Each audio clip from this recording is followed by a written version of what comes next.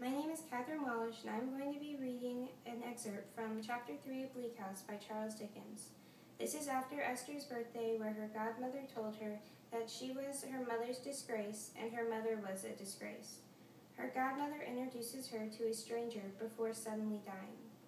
"This," said my godmother in an undertone, "is the child." Then she said in a naturally stern way of speaking, "This is Esther, sir." The gentleman put up his eyeglasses to look at me, and said, "Come here, my dear." He shook hands with me and asked me to take off my bonnet, looking at me all the while. When I had complied, he said, "Ah," and afterwards, "Yes."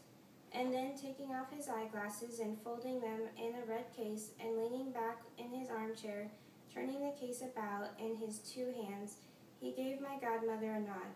Upon that, my godmother said, "You may go upstairs, Esther," and I made him my curtsy and left him. It must have been 2 years afterwards, and I was almost 14, when one dreadful night my godmother and I sat at the fireside. I was reading aloud, and she was listening.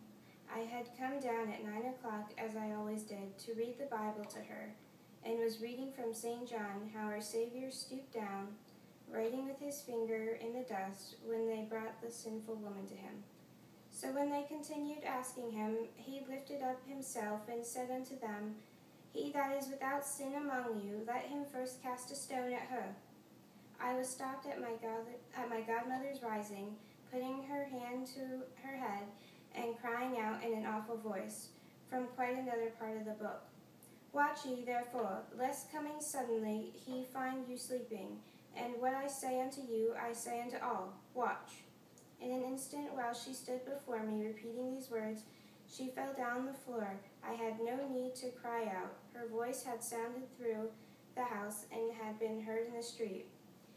She was laid upon her bed. For more than a week she lay there, little altered outwardly, with her old handsome resolute frown that I so well knew carved upon her face.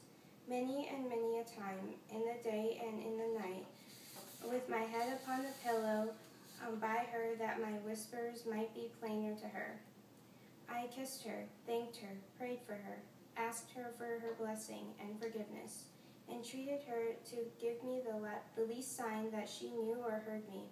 No, no, no. Her face was immovable. To the very last, and even outwards, her frown remained unsoftened.